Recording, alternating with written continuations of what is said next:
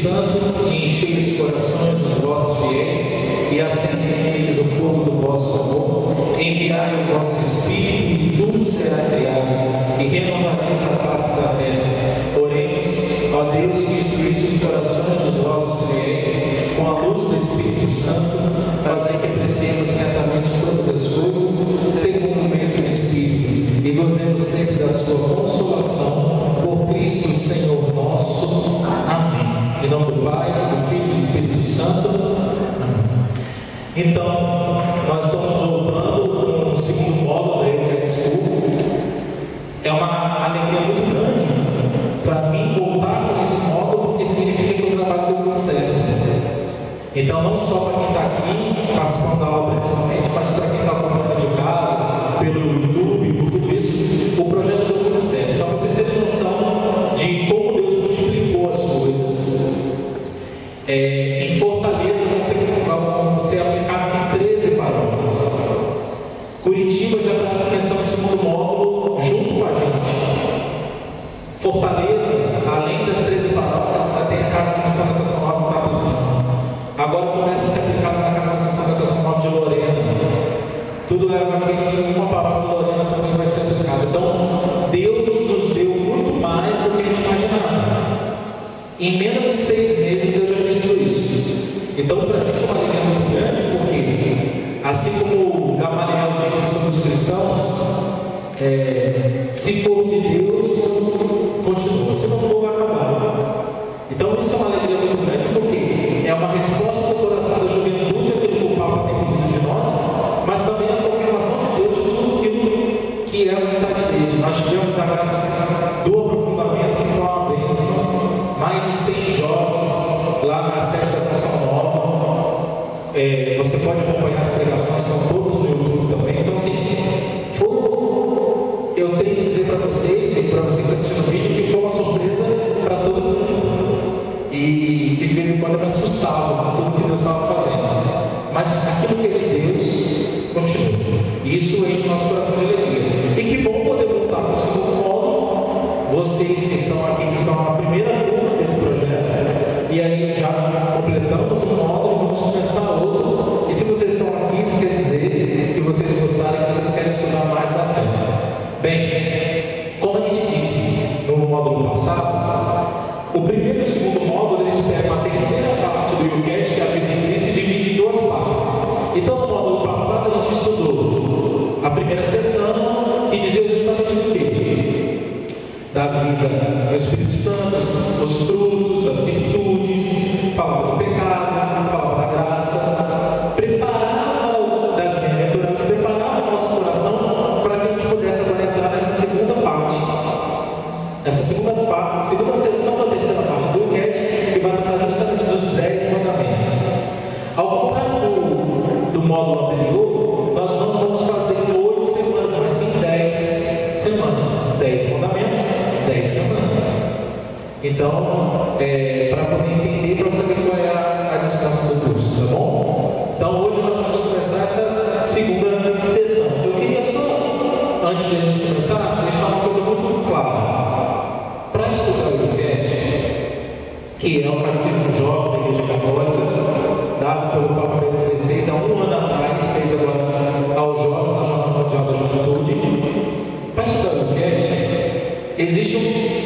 o Yucat é um companheiro de uma outra realidade que a gente não pode deixar de lado, que é a Sagrada Escritura. Não tem como estudar a fé da Igreja se eu não tiver a Sagrada Escritura junto, porque vocês lembram que como é que é o tripé da Igreja? Sagradas Escrituras, o Sagrado Magistério e a Sagrada Tradição. Então é um tripé. No Yucat a gente tem até mesmo passagem da Sagrada Escritura, mas a gente precisa ter um contato com a palavra. Então, se colocar para estudar o Yucat ou vir para cá, é vir o Yucat na mão e a Bíblia na outra, beleza? Então, esse módulo a gente vai bater muito nessa tecla.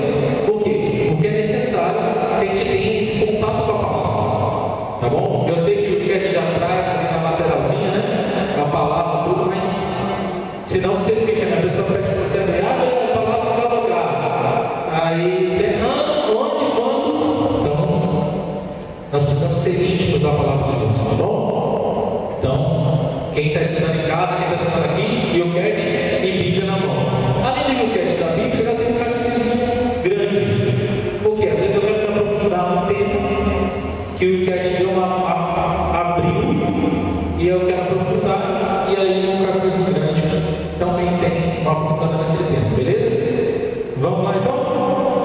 Bora aí. Bem, a segunda sessão dessa terceira parte é justamente sobre os 10 mandamentos. Então, olha que belezinha. Nessa gravura que tem o Yucat, Moisés no alto da montanha, com as tábuas da lei, e o povo esperando Moisés descer. É muito bom a ordem que o Yucat traz, porque nós trabalhamos no módulo anterior o quê? As bem-aventuranças. As bem-aventuranças, quem foi que disse as bem-aventuranças? Quem? Jesus. No alto de uma montanha. Segundo os evangelistas, porque segundo São Lucas, ele estava na planície, mas beleza. Por que eu estou dizendo isso? Primeiro, nós aprendemos a interpretação que Deus dá, que Jesus dá, de toda a lei. E o aprimoramento, ele não veio abolir a lei, mas veio levar ao aprimoramento. Então, nós já aprendemos por aqui. Agora nós vamos aos 10 mandamentos. Mas isso quer dizer que as bem-aventuranças são mais importantes que os 10 mandamentos? Não, porque não são duas coisas antagônicas, mas é uma coisa ligada diretamente ao outro. Tá bom? Pode passar. Bem, 349 é por esse número que nós vamos começar, e o 349 já vai dizer, fazer uma pergunta para a gente: quais são os 10 mandamentos? Eu queria, sem o que na mão, se eu chegasse um aqui e falasse, fale os 10 mandamentos. Na hora.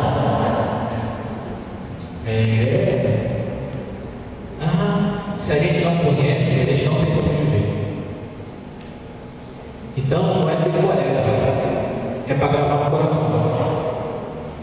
Eu costumo dizer, quando eu prego por aí, que os 10 mandamentos é igual uma manual de instrução de qualquer equipamento que você tem. Existe uma manual de instrução. Eu comprei esse microfone. Esse microfone diz lá que ele não pode ser colocado debaixo d'água. O manual de instrução dele diz que se colocar debaixo d'água, não coloque debaixo d'água, porque se colocar debaixo d'água, vai queimar. Se eu leio o manual de instrução, se eu respeito o manual de instrução, o microfone vai ter a vida útil dele e trabalhar o tempo que for necessário. Agora, se eu estou muito doido e afogo o microfone dentro da água que eu quero, então vamos ver o que acontece. Não porque eu acho que vai ser legal, eu vou detonar o microfone. As pessoas têm que ser acabadas porque elas, além talvez de não conhecer, que é um ponto, mas às vezes conhecem e querem ir além, se arriscar, não respeitar. E a gente vê o que está acontecendo para ele. Não, porque os 10 mandamentos é só proibição. Por trás de cada proibição dos 10 mandamentos, a gente vai ver isso durante todo esse módulo. Atrás de cada proibição tem um sim de Deus. Quando Deus diz não matarás, Ele está dizendo sim à vida. Quando Deus diz não roubarás, Ele está dizendo sim, eu providencio. Então não é um bando de não só. É porque nós seres humanos é muito mais fácil a gente respeitar dessa forma. Mas na verdade é um grande sim de Deus para nós. Então, como disse as bem-aventuranças, quer ser feliz? Só seguir. Tá bom? Então, quais são os 10 mandamentos?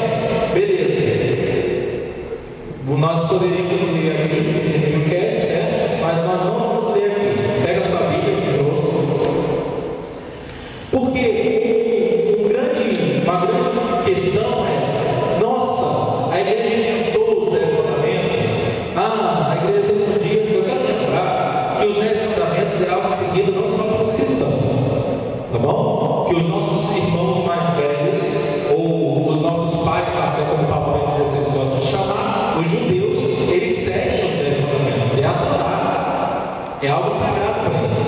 Então, abre comigo aí, Êxodo 20, 2, 7.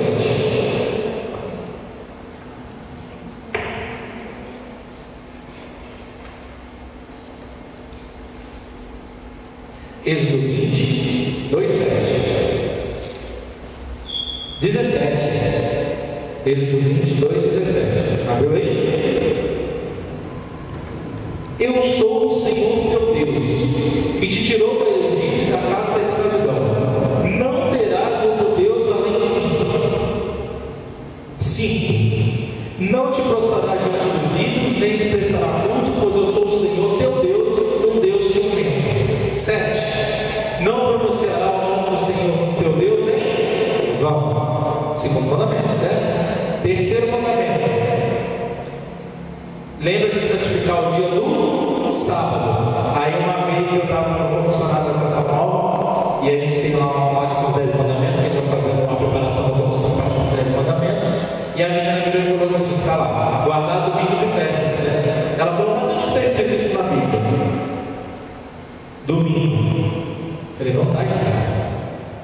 Porque ela achou que eu ia falar para ela: ah, então por que guardar os. Por que então domingo e não o sábado? Que é uma discussão, inclusive, entre os próprios evangélicos. Que tem os evangélicos, por exemplo, os adventistas, que eles guardam o sábado. Mas nós vamos ver, quando chegarmos nesse mandamento, o porquê disso tudo, tá bom? Depois lá do 12, honra teu pai e tua mãe, para que vivas longos anos na terra que o Senhor teu Deus te dará. 13, não cometerás homicídio. 14, não cometerás adultério. 15, não furtarás. 16, não darás falso testemunho contra o teu próximo. 17, não cobiçarás a casa do teu próximo, não cobiçarás a mulher do teu próximo, nem coisa alguma do que lhe pertence.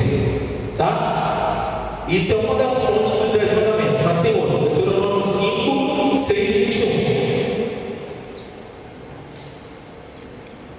Deuteronômio 5, 6, 21.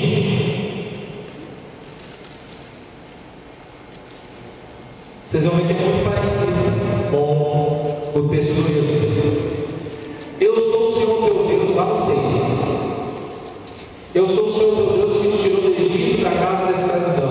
Não terás outro Deus além de mim. Não fará para ti ídolos, não te prostrarás diante deles.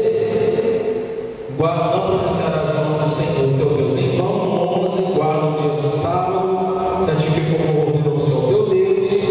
Honra teu pai e tua mãe. 16. Não cometerás homicídio, não cometerás adultério, não furtarás, não darás falso testemunho, não desejarás a mulher do próximo, não cobiçarás as coisas do próximo, nem seu campo, nem seu escravo, nem seu boi, nem seu jumento, nem coisa alguma que lhe pertence. Tá bom? Então, a igreja tem todos os 10 mandamentos? Não. Eu quero lembrar para vocês que o Antigo Testamento da nossa Bíblia é o que eles chamam entre os judeus da Torá.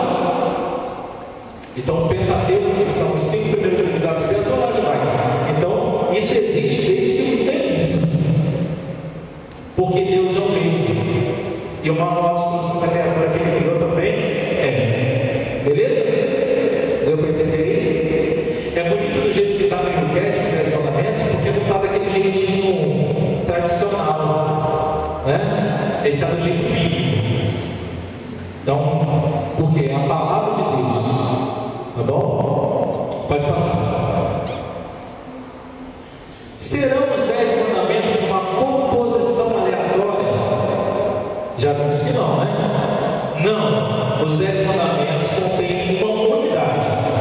Cada mandamento remete para o outro e não pode ser isolado e arbitrariamente considerado. Então é o seguinte: eu vou viver só o segundo mandamento, os outros, gente, o que tem de cristão fazendo isso? Eu amo a Deus sobre todas as coisas, eu não roubo, não pego, mas eu transo com a minha namorada. Então, se esse mandamento é muito raro, entendeu? Não, eu dou uma arrumadinha de vez em quando, eu vou trair minha esposa, mas eu roubo o imposto, eu roubo o meu trabalho, eu facilito a vida para alguém e com isso eu ganho um dinheiro. Então, o que diz aqui? Cada mandamento remete para o outro, não pode ser isolado e arbitrariamente considerado. O que diz aí também? Quando você pega contra um mandamento, você pega contra toda a lei. Não é isso que está escrito aí? Então, tá? Nada de querer viver 5 dos 10, tá? Mas essa aqui não é feira, não. Você escolhe o que você quer viver, tá bom? Eu gostaria de avisar para vocês que a Igreja Católica não é um supermercado, onde você chega na prateleira e escolhe: isso eu quero viver, isso eu não quero, isso eu quero viver, isso eu não quero, isso eu quero viver, isso eu não quero. Não é isso. Isso é coisa da Igreja Católica? Não, isso é lei de Deus. A Igreja Católica só faz um favor para a humanidade, mandada por Cristo e pelo seu fundador, que é o próprio Cristo, de nos ajudar nesse caminho. E minha irmã, desculpa aí, são 2000 anos de experiência na praça. Então, acho que ela sabe o que ela fala. O que torna os 10 mandamentos tão especiais é o fato de neles poder ser compreendida toda a nossa vida humana. Nós, pessoas humanas, estamos orientados com efeito para Deus e para os outros. Então, o que a gente vai reparar nos 10 mandamentos? Quando a gente chegar aqui, existem 2 seções dos 10 mandamentos: de coisas voltadas, mandamentos voltados para Deus e mandamentos voltados para o irmão. Como é que Jesus respondeu para aquele jovem quando eles vieram perguntar sobre a lei? A lei se resume: amar a Deus sobre todas as coisas e amar ao próximo como a ti mesmo. Jesus inventou isso?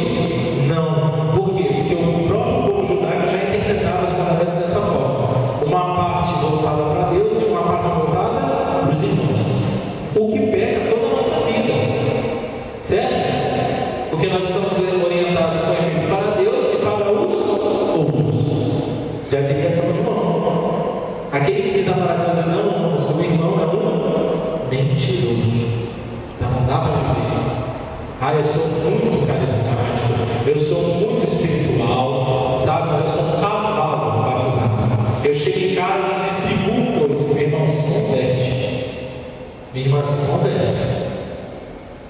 Por quê? Porque a nossa vida com Deus se reflete na nossa vida com o outro automaticamente. A partir do momento que eu sou mais para Deus, eu sou mais para o outro. Meus santos, quanto mais de Deus eles foram, mais eles foram dos homens. No sentido de servir, se entregar, se doar, se derramar pela humanidade. Não é isso? Então, tá? Pode passar. Não estão ultrapassados os 10 mandamentos? Estão a carinha do rapaz, cheio de tecnologia. Esse negócio de 10 mandamentos deve ter pelo menos uns 3.000 anos para mais. Você está dizendo para mim que esse negócio, eu sou moderno. Eu sou moderno. Vai moderno. Vai para você ver se vai parar moderno. Por quê? Porque os 10 mandamentos são como são. Olha o que eu quero te dizer. Não, os 10 mandamentos não estão condicionados pelo tempo. Então não é porque mudou o tempo que vai mudar os 10 mandamentos. São válidos para todos os tempos e lugares. Então os 10 mandamentos que estão valendo aqui no Brasil são 10 mandamentos que estão valendo lá na Índia. Os 10 mandamentos que estão valendo nos Estados Unidos é os 10 mandamentos que estão valendo. E aí o mais bonito, os 10 mandamentos que estão valendo para os cristãos são os 10 mandamentos que estão valendo para os judeus. Como Deus é perfeito e a lei dele é perfeita, a essência é a mesma. Claro, os judeus têm mais umas 600 e poucas normas, mas a base é a mesma. A Torá é para eles o livro sagrado. Bom? Pode passar.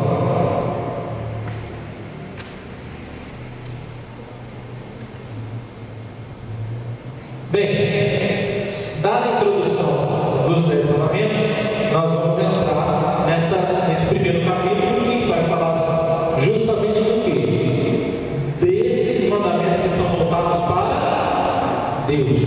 Beleza? Então, primeiro capítulo: ama o Senhor teu Deus com todo o coração, com toda a tua alma, com todos os teus pensamentos. Os mandamentos voltados para Deus. Pode passar. Aí, o primeiro mandamento. Que belezinha, Moisés. É belezinha. Então, o primeiro mandamento: eu sou o Senhor teu Deus. Não terás outros deuses. Não terás outros deuses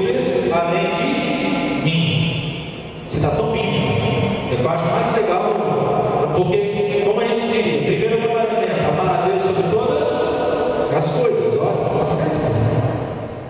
Mas eu sou o Senhor teu Deus. Não terás outro Deus além de mim. Então, nessa realidade de não terás outro Deus além de mim. Porque o ser humano é ótimo para criar um bando de deuses. Deixa que eu vou ver. Depois a gente vai ver isso com calma. Tá bom? Vamos passar.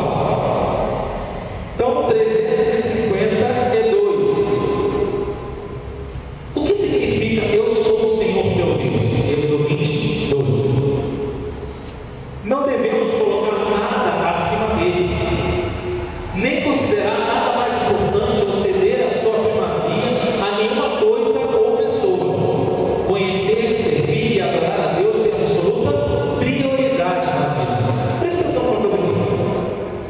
A sua primazia não pode ser mais importante ou ceder a sua primazia a nenhuma coisa ou... Vamos conversar.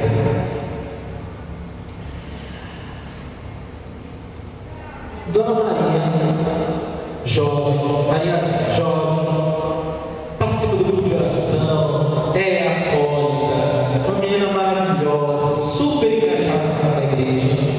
Mas como toda menina, chega uma fase da sua vida que ela quer uma namorada. Então ela reza para a novena para Santo Antônio, entendeu? Para São José, para Nossa Senhora do Desespero, para tudo. E aí ela consegue namorado, menino boa gente, boa praça, mas o menino não gosta muito de ir para a igreja. Mariazinha encantada, porque tem medo de ficar encalhada. Então encantada se lança naquele relacionamento. E aí, por causa do namorado, Mariazinha começa a não mais vir servir nas missas, a não mais vir para o grupo de jovens, porque o meu namorado não quer ir. Nem considerar nada mais importante ou ceder a sua primazia a nenhuma coisa ou outra. Joãozinho, menino carismático, acólito também, muito engajado na igreja, tudo. Mas aí Joãozinho começa a estudar para a faculdade. E aí a faculdade tem muitos trabalhos e tem que fazer. Aí ele começa antes da faculdade o pré-vestibular, depois da faculdade chega o TCC, e Joãozinho toma uma decisão: não, eu não vou mais ajudar na igreja, eu não vou mais à missa, porque senão eu não vou ter tempo para estudar. Nem considerar nada mais importante, ou ceder a sua primazia em uma coisa ou pessoa. Zezinho também agora estava precisando de emprego. Zezinho estava precisando de emprego e arrumou um emprego de segunda a sábado, à noite. E por causa do emprego, eu gostava muito cansado, Zezinho não vem mais à missa. Porque ele precisa descansar. Nem considerar nada mais importante, ou ceder a sua primazia em uma coisa ou pessoa. Deu para entender o que é amar a Deus sobre todas as coisas? Como diria um profeta que eu conheço, amar a Deus sobre todas as coisas é sobre todas as coisas. Mais do que eu, mais do que o meu namorado, minha namorada, mais do que o meu trabalho, mais do que os meus sonhos, mais do que a minha família. E eu não estou sentindo que Deus está me chamando para uma vocação, mas a minha família não aceita. Com muito discernimento, você vai ter que entender qual é a vontade de Deus e dizer para a sua família: me desculpa, mas eu preciso fazer a vontade de Deus. Porque quem é mais importante? Existe um trono no nosso coração que só cabe uma pessoa. Toda vez que eu tento colocar alguma coisa no lugar, Deus tem que sair. Toda vez que eu tenho que colocar alguma coisa no lugar, não dá para botar Deus e mais um. Mateus 6, 24, 34. Não podem servir a Deus e ao dinheiro. Dinheiro, essa palavra, na versão mais próxima, seria Mamon, que era um Deus. Então era não servir a Deus e a Mamon, porque era tudo ao luxo, entendeu? O caráter da nossa. Deus espera que lhe concedamos toda a nossa fé. Devemos dirigir toda a nossa esperança e orientar para Ele todas as forças do amor. O que está dizendo aqui? Vamos lá. Fé, esperança e o que é isso? Virtudes teologais. E as virtudes teologais são dons de Deus. Lembra que tem dois tipos de virtudes: aquelas que são dom de Deus e aquelas que tem que ralar junto com a graça de Deus para conseguir, beleza? Essas são pura graça de Deus. Então Deus te deu, para quem você tem que devolver? Para Ele. Pega aqui o seu enquete, abre ele. Tem a Bíblia assim lá embaixo. Nós o amamos por quê? Porque Ele nos amou primeiro. 1 João 14, 9. Desculpa, você não está fazendo favor nenhum para Deus em amar Ele. Não é favor que você está fazendo. Você está devolvendo para Deus aquilo que Ele mesmo te deu. Tem uma música que canta assim, que é na verdade um salmo, que canta: o que dizer para tocar o teu coração, se até o desejo de te adorar vem de ti. Até o desejo de adorar a Deus vem dele. Ele seduz a gente. A gente só diz assim: ah, eu sou tão bom para me adorar a Deus. Não, filho, você só disse sim para que ele não estava na sua vida. Tá bom? O mandamento do amor de Deus é o mais importante de todos os mandamentos, é a chave de todos os outros, pelo que se encontra a cabeça dos 10 mandamentos. Se eu não amo a Deus sobre todas as coisas, eu não vou conseguir viver a castidade, eu não vou conseguir não roubar, eu não vou conseguir não matar, não tem jeito. É uma questão de prioridade. É uma questão de prioridade. Quer ver uma coisa? Se a gente empilha uma série de caixas de papelão vazia, beleza? Papelão vazio, daquelas caixas firmes de papelão, que você bota uma em cima da outra, mas são vazias. Se eu deixo as caixas todas de papelão vazias, por mais firme que elas sejam, você vai ter um vento, o que vai acontecer? Vai cair tudo. E se eu pego uma caixa igual aquela que está cheia e bota em cima de todas as outras? Ela faz peso sobre todas as outras. E o que acontece com a pilha? Firma.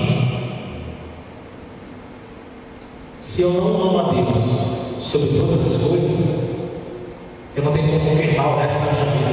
E qualquer seduçãozinha do mundo vai me levar e vai me fazer cair. A gente perde muito tempo na nossa vida, e eu falei isso já de outro modo, fugindo do pecado. Tá certo. Ótimo. Só que tem um problema que tem gente fugindo do pecado e ao mesmo tempo que foge do pecado, foge de Deus. A melhor maneira de fugir do pecado é fugir para Deus. Quanto mais eu busco a Deus, automaticamente mais longe do pecado eu fico. Se a gente gastasse mais tempo da nossa vida querendo ir para Deus do que deixar de pecar, a gente ia ser muito mais eficiente na nossa luta de santidade. A nossa vida com Deus não pode ser baseada no eterno não. Não é só uma questão de ser não para Deus. Quer ver só uma coisa? Vamos lá. Ótimo. Uma pessoa que não tem relação sexual com ninguém, que não pega para a castidade de maneira nenhuma. Vou pegar o pecado da castidade mais conhecido, mais famoso na praça. Que ela não pega, não se masturba, não tem relações, não tem pós-passamento. Essa pessoa pode ir para o inferno? Pode. Beleza? Beleza. Por que eu estou dizendo isso? Porque se ela não ama a Deus, não adianta viver a continência. Porque, desculpa, continência até os indianos vivem. Os monges indianos vivem a continência. Quer dizer, não tem relações sexuais, de maneira nenhuma. Mas é por causa de Deus. Entendeu? No céu tem pecado? Não. que nós vamos fazer no céu? Se não tem pecado, no céu eu vou precisar ficar temendo cair quando o pecado é castidade? Quando o pecado é castidade? Não. Qual é o meu trabalho no céu? Adorar e amar a Deus. Deu para entender? A gente tem que ter mais tempo, ganhar mais tempo seria melhor, buscando a Deus. Eu não estou com dificuldade nessa situação, eu sou muito orgulhoso. Dobra o seu joelho diante do sacrário e se humilha diante de Deus. Busca Ele, você vai ver se o seu orgulho não vai ser rebaixado. Eu falo demais, eu falo mal dos outros, o cara se cala diante de Deus. Faz a experiência de se calar diante de Deus, deixar Ele falar, para saber se você não consegue rapidinho mudar a sua vida. Rapidinho vou dizer, porque às vezes mas deu para entender? Eu escutei uma pregação esses dias chamada Santidade começa com sim. Porque a gente acha que santidade só dizer não, né? Eu digo não ao sexo, eu digo não a isso, eu digo não àquilo. Mas na verdade, eu dizer não a tudo isso, sem ter dito antes sim para Deus, isso tudo não vai valer de nada. Entendeu? Beleza? Vamos passar. Por que adoramos a Deus? Porque Ele existe e porque o respeito e a adoração são as respostas apropriadas da sua manifestação e presença. Vocês têm noção do que Deus fez? Gente, Deus podia ter ficado lá na eternidade de boa. De boa. Mas Ele quis dar um passo na minha direção e na sua. Ele quis se revelar. Ele quis vir até nós. Ele quis se encarnar. Ele decidiu livremente isso.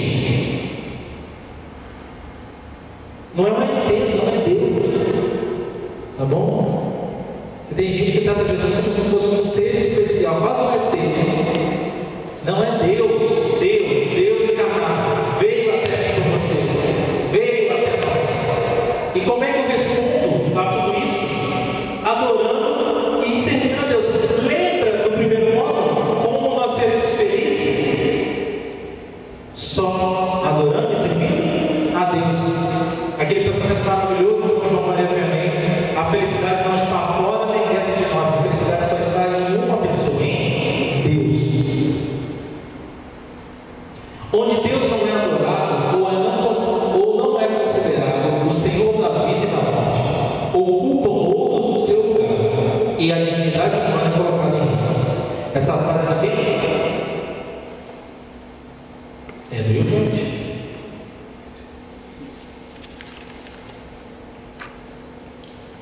Onde Deus não é adorado, lembra do trono? Só tem lugar para uma coisa do trono. Quer ver uma coisa, gente? Aqui tem gente que trabalha com o pessoal da clínica de recuperação, gente que já passou por essa experiência da droga. Como é que é a nossa vida? Como é que é a vida de uma pessoa volta ao pecado na frente? O que corre risco? A dignidade humana. Gente, não é por nada não. A gente pega nossos irmãos que estão sofrendo por causa do pecado, eles deixam de parecer gente. Eles ficam desfigurados. Quanto mais o pecado toma conta, mais longe de parecer gente eles ficam. Eles ficam.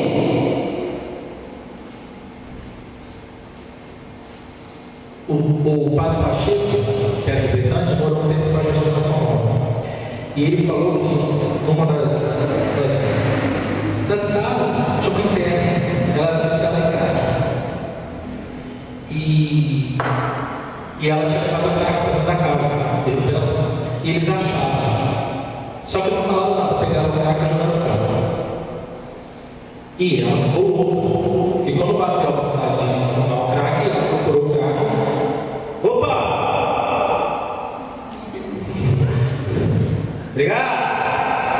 Ela pegou o crack e ela foi atrás do crack para poder fumar. O que aconteceu? Nessa ela foi procurar o padre. E ela falou assim: eu tenho que colocar, eu perdi uma coisa, eles viram que ela estava doida. Aí, onde que colocaram tudo? Aí ela foi e.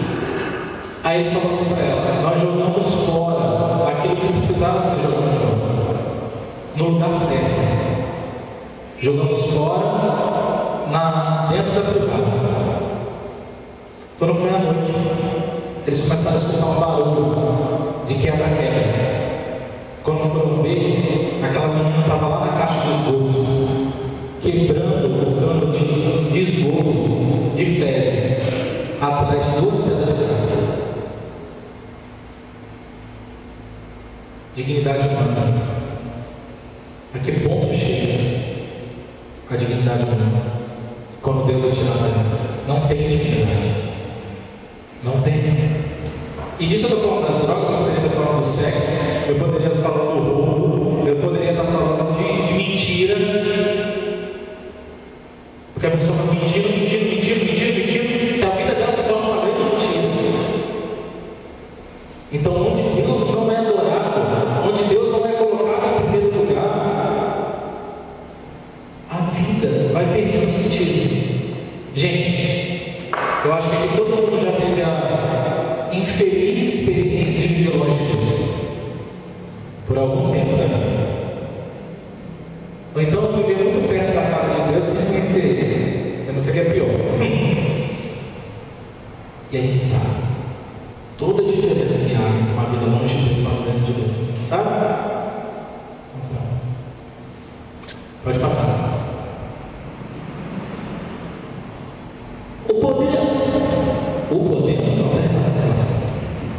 Podemos forçar alguém a crer em Deus. Quem fez o outro módulo já sabe. Pode forçar alguém a alguma coisa? Por causa da liberdade. Se Deus respeita a liberdade do homem, quem sou eu para não respeitar? Olha que legal. Não. Ninguém pode forçar os outros, mesmo os próprios filhos, a ter fé. Como ninguém deve ser forçado a não crer. Deu para entender? O ser humano só pode optar pela fé em total liberdade. Os cristãos são chamados pela palavra e pelo exemplo a ajudarem as outras pessoas a encontrar o quê? O caminho da fé. Eu não posso obrigar ninguém a crer em Deus, mas eu posso, com a minha vida, com o meu testemunho, com o meu sorriso na boca, com a minha vida mudada, mostrar para aquela pessoa que Deus existe, e por causa do meu testemunho, levar aquela pessoa a crer em Deus. Eu não posso forçar. Tem um bando de gente, mãe e pai que são da igreja, então só falta amarrar o filho e trazer arrastado. Vai conseguir trazer arrastado até o momento fazer 15 anos, vai levar. Depois o que vai acontecer? Ele não fez uma experiência pessoal. Entendeu? Já te tentaram passar para a igreja antes de você ser de igreja de Deus? Já? Deu certo. Só deu certo quando alguém quis vir. Aí voltamos com ele, né? Bento 16, receba na cabeça. Não impomos a ninguém a nossa fé. Aí na baterozinha veio o que? Um semelhante gênero de proselitismo é contrário ao cristianismo. O que é proselitismo? Todo mundo sabe? Não? Ah, mas eu quero que eles podem por aqui embaixo. Ponto de interrogação. Proselitismo. Do grego, prosexon. Aproximar-se, acrescentar-se.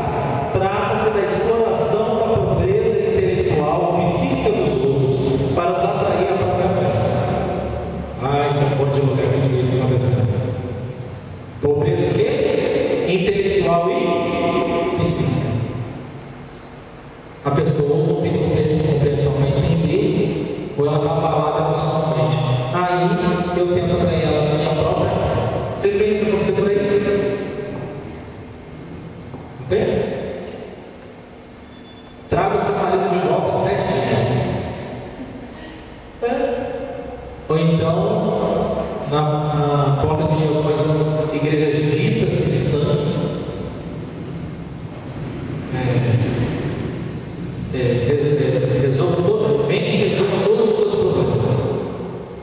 que é dita cristã, teologia da prosperidade.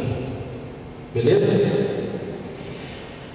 A fé pode desenvolver-se unicamente na liberdade, mas é a liberdade do ser humano, a liberdade do ser humano que apelamos para que se abra a Deus, o procure e o ouça. Gente, o caminho é um só. Eu com a minha vida eu testemunho, eu com a minha vida eu atalho. Aquela pessoa que está ficando incomodada de uma tal forma com aquela minha vida, que chega um momento que ela se rende e ela fala: eu quero usar. E aí ela vem.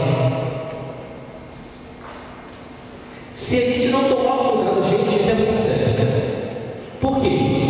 Tudo aquilo que é muito bom na nossa vida, a gente quer que o outro viva também.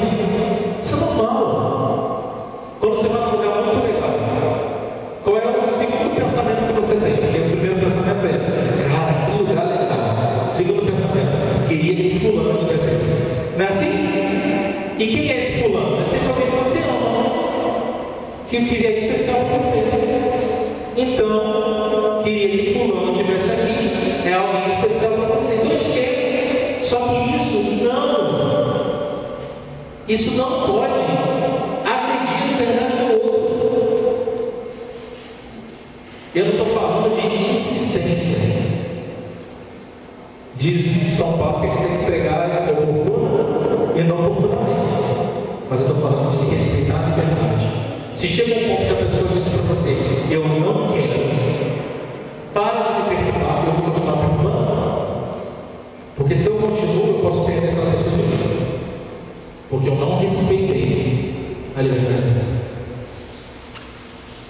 Quero dizer, vocês arrependem. Estou falando, vai passar. Quero dizer que eu tenho um quadro novo de Mendes. Está lá no meu quarto. Agora eu mudei de quarto. E meu irmão de quarto agora eu cuido. Eu falei para ele: agora, olha, se ama. E aí, quando você entra no quarto, já tem um quadro de Mendes assim, dando tchauzinho. Já é acolhido para mim. Espetáculo. O que significa não terás outros deuses além de mim? Ixi! Vou pegar aqui. Esse é forte. Este mandamento proíbe-nos de. Ele nem feito palavra, vai entender. Venerar outros deuses ou divindades falsas, adorar um ídolo terreno ou vender a alma a um bem terreno, dinheiro, influência, sucesso, beleza, juventude. Curto e grosso, né? Venerar outros deuses ou divindade falsa. Gente, é o catecismo da igreja que está acontecendo, isso eu não. E pode ser aqueles deuses que vende na loja verde, aquela loja de tudo verde, né? Tem comida verde, comida. Aí vende um monte de coisinha lá também, né? Uns bibelozinhos, doentes, umas fadas, um monte de coisa. Pode ser isso. Mas pode ser também adorar um ídolo terreno, uma pessoa, um namorado, uma mãe, um pai. Ou vender a alma bem terreno. Vender a alma é só fazer trato com o cabelo? É também. Mas querer um jeito de eu vender minha alma? Eu vendo a minha alma toda vez que eu renuncio os mandamentos para alcançar os meus objetivos. Eu estou num lugar de trabalho. E aí, olha, você vai conseguir ser promovida se você fizer esse engatezinho aqui para mim. Aí eu renuncio os meus valores para poder ser promovido. Eu estou vendendo o quê? Minha alma. Indiretamente. A gente fala: fulano vendeu a alma do diabo. Mas tem eu e você corremos o risco de cada dia vender um pouquinho a nossa alma do diabo. Cada vez que eu digo não aos mandamentos, eu digo sim àquilo que são o que o mundo oferece. Ser supersticioso, isto é, ao invés de crer no poder, na orientação e na bênção de Deus, aderir a práticas esotéricas, mágicas ou ocultas, incluindo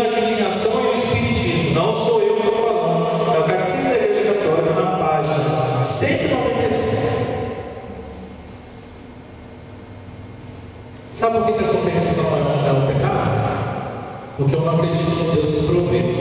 Então por isso eu preciso saber o futuro.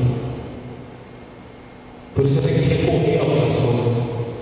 Por isso eu tenho que saber, achar que eu estou voltando alguém de longe, do outro lado, para vir para cá, Gente, é não confiar em Deus, os irmãos. Oi? Peraí, Pedro. Fala. Por exemplo, assim, os antigos eles têm essas manias, assim, deixa eu cortar o cabelo só na linha crescente, então É isso aí. Tá bom. Uma coisa, a pergunta é que os antigos têm algumas manias de cortar cabelo na lua crescente, plantar na lua tal, não é isso? Ir para pescar em tal lua. Só que isso não é superstição. Porque o nome disso é gravidade. E essas coisas que os antigos falam, é que eles falam assim, porque fala que é bom, é porque eles não tinham a ciência suficiente para entender o que acontecia na mudança da maré. E aí o tempo da lua diz que do jeito que vai a maré também crescer ou baixar. Eu tenho lá em casa 3 ou 4 pelo menos que trabalharam diretamente com o plantio. E eles falam que faz toda a diferença se você plantar na lua tal ou na lua tal. Por quê? Porque a gravidade, o polo gravitacional muda e a planta cresce mais rápido, porque a gravidade está colaborando da mesma forma no cabelo. Então não é superstição. Então a gente tem que ter um pouquinho de inteligência suficiente para não achar que tudo é coisa do capeta. E entender que tem coisa que cientificamente é comprovada. Tem coisa que não é. Por exemplo, menino não come de boneco faz mal. Eu escutava isso na minha aula direto. Menino não come de boneco faz mal. Não faz mal, companheiro. Mas é porque é falta de educação. Se ela falava, é falta de educação, eu era picador assim. Aí ela falava, fazia mal, ficava com medo de tirar o boneco. Agora, esses dias mesmo eu estava conversando sobre essa questão da lua, da maré. A ciência explica. Tá bom? Agora, pendurar pedaço de cacto até na porta para curar bronquite, né? Isso não me ajuda. Garrafada, dormir com chapa na mão para parar de tossir. A figa, né? Vai mudar tudo na sua vida. Pimenta, né? Agora as meninas da parede já estão com essa pimenta no pescoço. Tá bom? Vamos lá. Como cometer sacrilégio. Vira a página comigo aí. Sacrilégio. O que é sacrilégio? É roubo ou violação ou profanação de algo sagrado. Pulei um. Provocar Deus com eu falo sacrilégio todo mundo. Então, por exemplo, uma imagem de Nossa Senhora, eu chegar e cuspir nela. Ela está abençoada, eu sei que é algo sagrado. Sacrilégio. Profanar a Santíssima Eucaristia.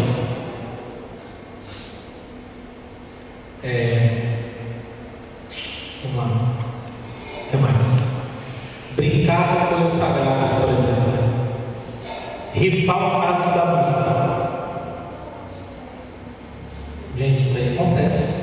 Gente que rouba a igreja e acha que deu ouro. Mas tem um jeito também de a gente cometer sacrilégio. De alguma forma, quando eu agrido, machuco ou não respeito a outra pessoa, de alguma forma cometer sacrilégio. Porque aquela pessoa é a imagem e semelhança de Deus. Tá? A gente fica muito espiritual, só pensando nas coisas espirituais, né? Eu, para pegar um cálice, eu quero tomar respeito, mas eu sento a mão na cara do outro. Provocar Deus com palavras e com atos. Então, como assim? Jesus nas tentações. Lembra do deserto? O demônio colocou ele no alto do pináculo do templo. O pináculo era o ponto mais alto do templo. E falou para ele: se joga daí. E os anjos não vão te pegar. O que ele disse? Não tentarás o Senhor teu Deus. Seria um ato de provocação contra Deus. Ou então aquelas blasfêmias que ninguém fala para Deus a torta direito para ele. Xinga Deus. Né? Na internet agora tem um monte. Sabe, essa semana uma banda russa de 3 meninas, elas foram numa igreja ortodoxa e quiseram fazer uma manifestação. Vocês viram isso? Fizeram uma manifestação contra o Putin, né? Porque foi eleito. Foram presas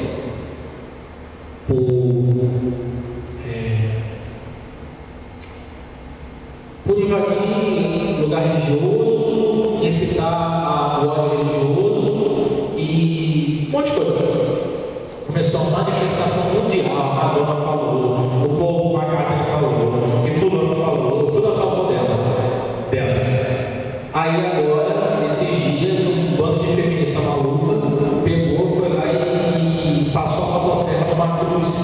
E tinha lá na Rússia uma cruz enorme que marcava um local sagrado para os ortodoxos. Foram lá meter a motosserra na cruz. Elas todas sem camisa, só com os peitos fora, meteram a motosserra na cruz. Provocaram a Deus com palavras e com armas. Adquirir poder sagrado de modo corrupto e profanar o sagrado comercialmente, que é o que ele chama de simonia também. Então, o que é profanar o sagrado comercialmente? Eu vender algo que é sagrado. Eu roubo o imagem de Santa Cecília aqui da paróquia e vou vender ele na feira. Eu roubo o mosteiro santo, plástica de ouro, e vou vender no mercado negro. Mas também adquirir poder sagrado de modo corrupto. Como assim, né? A gente quer buscar poder que só vem de Deus, e aí de modo corrupto, então quer dizer, de modo não lícito. Isso quer dizer o quê? Até mesmo invocando os mortos, invocando o demônio e assim sucessivamente. Porque diz Apocalipse que a besta vai fazer milagres igualzinho. Então não é porque o cara cura, porque o cara faz as outras pessoas mudarem, que necessariamente aquilo daí está com Deus. Tá bom? Vamos passar. Será o esoterismo compatível com a fé cristã? E aí, apesar de ter botado só um pedaço aqui, eu vou ler com vocês na íntegra. Não! O esoterismo passa ao lado da realidade de Deus. Ele é um ser pessoal, é o amor e a origem da vida, não a energia cósmica fria. Porque os esotéricos acham que Deus é uma energia, né? Que passa por aí. E desculpa, vamos falar baixinho. Tem um bando de católicos que age da mesma forma. Você tem uma energia tão boa. Você chegou com energia. Energia não é Deus, é presença de Deus. Deus é um negócio meio abstrato, agora, gente. Deus é uma pessoa. O ser humano é desejado e criado por Deus, não é divino, mas criatura ferida pelo pecado, ameaçada pela morte e necessidade de redenção.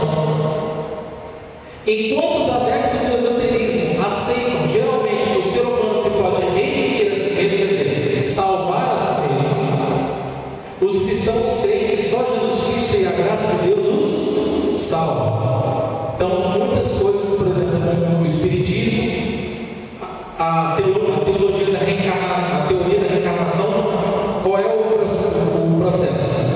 Eu vou reencarnando, pagando o meu karma, e quando eu acabar de pagar o meu karma,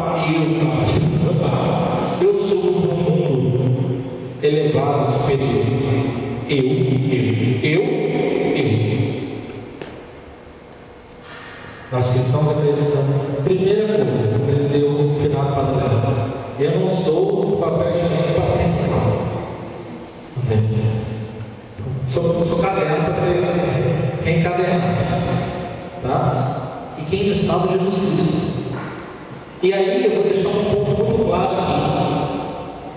Não dá para ser católico, cristão e acreditar na reencarnação, não, tá bom? É a doutrina deles, mas a nossa doutrina não coabita com a doutrina da reencarnação, porque se eu acredito na reencarnação, eu pego a cruz de nosso Senhor Jesus Cristo e eu jogo ela no lixo, porque não serviu para nada. Porque se eu acredito na reencarnação, eu não acredito na ressurreição. Eu não acredito que Deus me salvou e que eu só vou me salvar através dele. Deu para entender? Então não dá para ser espiritual, tá? Enquanto os adeptos de igual modo, nem a natureza nem os cosmos são Deus. Panteísmo diz isso. Tudo é Deus. Todos somos fagulhas de Deus. A árvore é Deus, você é Deus. Eu sou Deus. Então eu abraço a árvore. Ela também é um pouco de Deus. Eu pego a energia da terra, a mãe terra. Minha mãe é cristiana, né? Só entendeu? Ou a bem-aventurada sempre Virgem Maria. Mãe terra, a mãe natureza. A mãe natureza dos campos. Mãe natureza. Aí vai todo mundo no cinema ver Avatar. Aí acha bonito, né? Aquele bando de bicho com os rabos pendurados nas árvores, que pula o rabo, não sei onde. É tanto rabo plugado que é impressionante. Aí aquela árvore bonita, corta, todo mundo chora. Gente, aquilo é panteísmo purinho. Purinho. Aí todo mundo sai do cinema. Vou até plantar uma árvore. Plantar uma árvore. Não vou comer mais alface.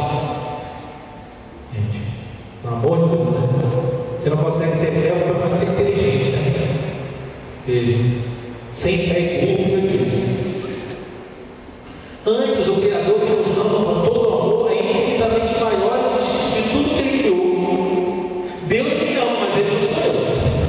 Que nem eu sou Ele. Tá bom? Continuando. Hoje, olha, gente, eu queria dizer, vou citar de novo a página 196 do YouCat, tá bom? Hoje, muitos praticam yoga por motivo de saúde, participam de meditação para adquirir tranquilidade e concentração, ou em workshops de dança para fazer uma nova experiência corporal. Ponto. Nem sempre, porém, essas técnicas são inofensivas.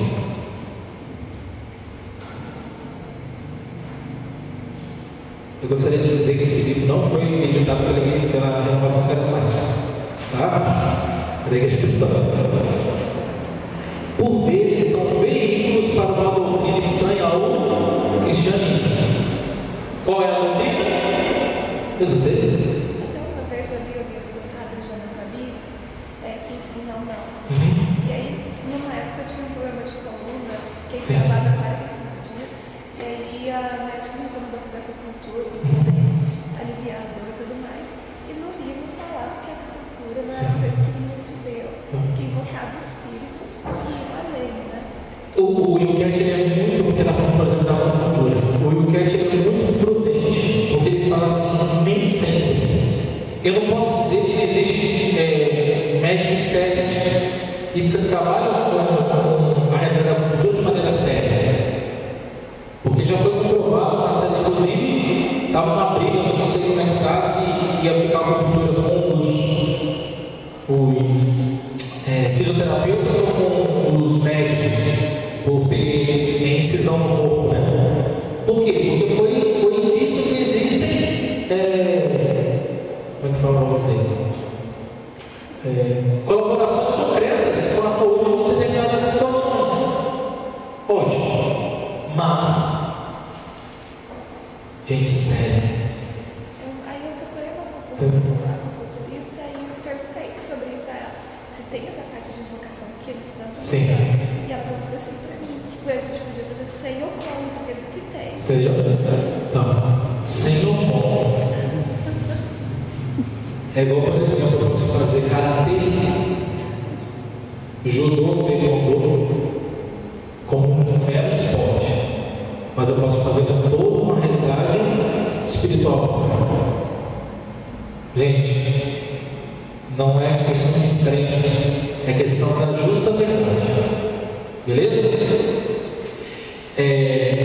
Nenhuma pessoa racional, olha que beleza.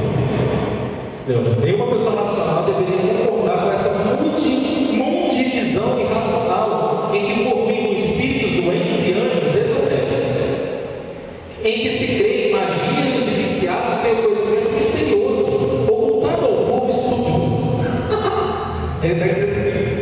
Isso aí eu estou falando. Se alertava para o perigo de crenças em Deus e espíritos provenientes dos povos circunvizinhos. Só Deus é o Senhor, não existe outro Deus além dele. Também não existe uma técnica mágica para encantar o divino, impor os próprios desejos ao universo ou atingir a redenção. Muitas coisas do esoterismo são, na perspectiva cristã, superstição ou ocultismo. Bom, olha que legal isso aqui. Também não existe uma técnica mágica para encantar o divino e impor os próprios desejos ao universo para atingir a redenção. Gente, tem gente que usa de 90 desse jeito. Eu vou fazer 90. Mas não é para eu me aproximar de Deus, não. É para obrigar Deus a realizar tal coisa. Vocês já viram isso? E se Deus não realiza, fica bravo. Porque parece que pagou umas prestações para Deus e ele não cumpriu com a entrega. Cuidado. Vai passar. O ateísmo é sempre um pecado como o primeiro mandamento? O ateísmo não é um pecado se a pessoa não conheceu Deus. Primeiro ponto. Ou se, questionando sobre Deus na sua consciência, não consegue acreditar. Quando a gente estuda teologia moral, a gente tem um negócio chamado consciência invencível. O que é isso? Consciência, vocês sabem o que é? É uma consciência tão rígida, no sentido que diz respeito à aceitação de Deus, que a pessoa não consegue acreditar em Deus, porque é como ela não tivesse bloqueada para mim. Isso é sério. Então não posso dizer que é um pecado. A pessoa não consegue acreditar em Deus, é diferente. Deu para entender? Não é que ela não queira acreditar, ela não consegue. Assim como se eu nunca ouvi falar de Deus. Se eu não ouvi, como é que eu vou? De São Paulo, que a fé chega pela pregação. Entendeu? Não é nítida a fronteira entre o não conseguir querer, olha que fé, e o não querer ter. Dá para ver, por exemplo, Gabriel não quer acreditar em Deus, ou ele não consegue acreditar em Deus. Tem como eu julgar se ele não está querendo, se ele não consegue? Não, porque não é nítido. Quem é que conhece isso? Só Deus, nem a própria pessoa. A atitude que simplesmente despreza a fé como algo não importante, sem a ter examinado de perto, é frequentemente pior que o ateísmo prudente. Olha o que o Pérez está falando. Muito pior do que eu não acreditar em Deus por não conhecê-lo, por não conseguir conhecê-lo, muito pior do que isso, é eu não acreditar e desprezar a fé porque eu não me aproximei bastante dela para poder conhecer ela. É aquela coisa assim, eu não quero ser capaz. Por quê? Porque a pessoa não se aproximou, ela não fez uma experiência. Isso é muito pior do que uma pessoa que não acredita em Deus porque não conheceu a Deus ou porque não conhece Deus, não consegue conhecê-lo. Entendeu? Então o cara que é ateu, ele vai para o quinto dos infernos. Talvez não. Por que ele é ateu? Ele teve a oportunidade de conhecer a Deus? Ele consegue conhecer a Deus? E aí, o pior para nós, será que quem poderia apresentar ele para Deus apresentou Deus de verdade ou um Deus segundo os seus planos? que às vezes as pessoas não vêm para Deus porque o meu testemunho, o seu testemunho apresenta um Deus que não é o Deus de verdade. Às vezes é um Deus que é carrasco, ou é um Deus que passa a mão em tudo, mas não é o Deus de verdade. Pode passar. Vamos lá. Que horas são? Ótimo. Por que motivo o Antigo Testamento proíbe a imagem de Deus e por que razão os cristãos já não cumprem essa proibição? Então, o que ele está dizendo? O Antigo Testamento proíbe a imagem de Deus e que nós cristãos não cumprimos mais essa proibição. Isso é verdade? É. Mas eu aprendi que é só pegar a Bíblia, passar 2 folhas para brigar com os meus irmãos evangélicos quando fala de imagem, e eu mostro para ele lá 2 passagenzinhas que, ótimo, só que a gente é católico, e católico não tem só a Bíblia, católico tem a Bíblia, tem o magistério e a tradição, beleza? Ótimo, olha a resposta do Bíblia. Fechei a página. A sabedoria dos antepassados, para proteger o mistério de Deus e se demarcar de imagens cultuais pagãs, o primeiro mandamento determina: não farás para ti nenhuma imagem de Deus. Gente, o povo que estava ao redor, todo mundo possuía ídolos. O mandamento é justamente porque as pessoas não conhecem as mesmas coisas, deu para entender? Ótimo, contexto histórico da coisa. Porque todavia Deus tomou o rosto humano em Jesus Cristo, foi abolida a proibição das imagens do cristianismo. Nas igrejas orientais, até os ídolos são considerados santos. Beleza. Deus não tinha se revelado no Antigo Testamento. Deus tinha aparecido para alguém. Diz até lá no Antigo Testamento que se alguém visse Deus face a face, o que aconteceu com a pessoa? Morria. Então, se Deus não se revelou, se eu não sei como Deus é, eu posso construir alguma imagem daquele Deus? Porque eu corro o risco de pegar coisas humanas e dizer que aquilo é Deus, beleza? Jesus Cristo é Deus encarnado, teve um rosto, teve um corpo, é a imagem do Pai. Se agora Deus me apresenta uma imagem, se há algo concreto de referência, agora eu posso continuar e fazer imagem. Está vendo que é muito mais do que Bíblia só? A sabedoria dos antepassados de Israel, de que Deus excede tudo, é transcendente e é muito maior do que tudo criado no mundo, continuando a vida no judaísmo e no islã, em que foram sempre proibidas as imagens de Deus. Eles não acreditam que Deus, que Jesus Cristo é a revelação de Deus, por isso eles também não fazem uma imagem.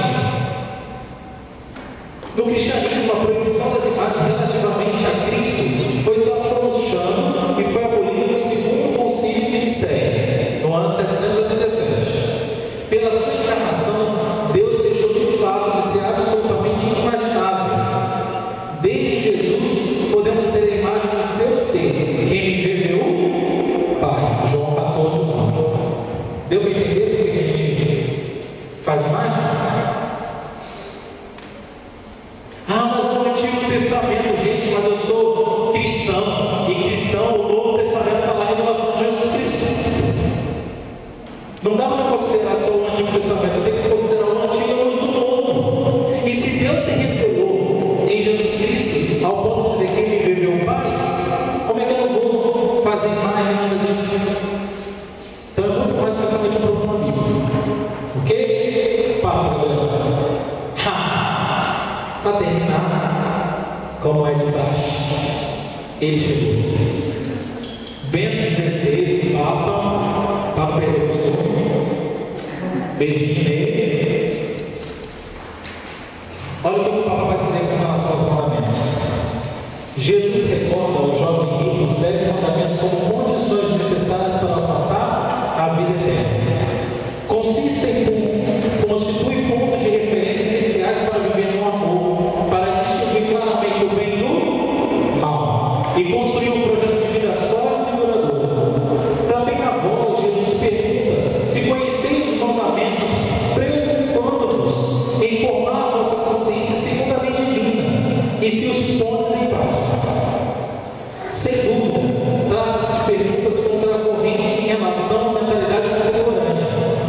que propõe uma liberdade desligada de valores, de regras, de normas objetivas, e convida a não colocar limites aos desejos do momento. Uma liberdade que vai.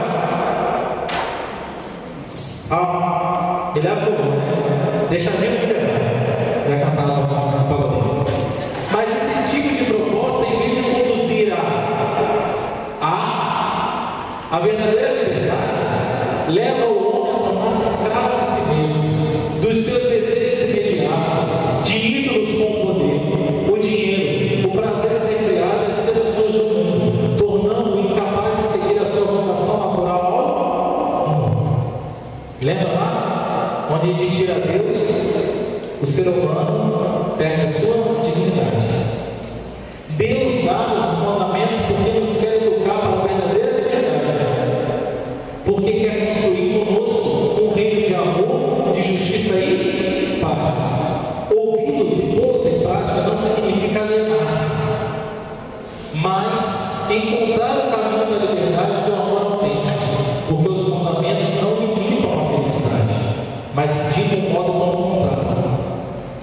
No início do diálogo com o jovem rico, Jesus recorda que a lei dada por Deus é boa, porque Deus é. Para quem ele disse isso? Mensagem do Papa Bento XVI para a 25ª Jornada Mundial da Juventude. Falou para jovens sobre os mandamentos. Hoje, com essa primeira aula, nós começamos um caminho de recolocar no nosso coração um caminho concreto de felicidade. O Papa disse: não é alienar-se, mas encontrar o caminho da liberdade ao longo do tempo, porque os mandamentos não limitam a felicidade. Puxa, Deus está dizendo para mim não, Ele está limitando a minha felicidade. Não, Ele está mostrando um modo concreto como encontrá-los. Feche seus olhos, por favor. Nós queremos te pedir, Senhor, que o Senhor possa abrir o nosso coração para te amar, para colocar o Senhor em primeiro lugar em nossas vidas, em nosso coração, em nossas almas, sabendo que os seus mandamentos não são nãos contra nós, mas são sims que nos levam à verdadeira felicidade. Dai-nos, Senhor, um coração aberto, um coração que nos ama, e um coração sempre disposto a vos amar, a vos servir e a vos adorar. Dá ao meu coração, dá ao coração de cada irmão, de cada irmã, a certeza de que somos amados e somos convidados a amar a Ti, porque Tu nos amou primeiro. Muito obrigado, Senhor. Muito obrigado por tudo isso. Muito obrigado pelos mandamentos, caminhos seguros da nossa liberdade, caminhos seguros da nossa felicidade. Glória ao Pai, e ao Filho, e ao Espírito Santo, como era no princípio,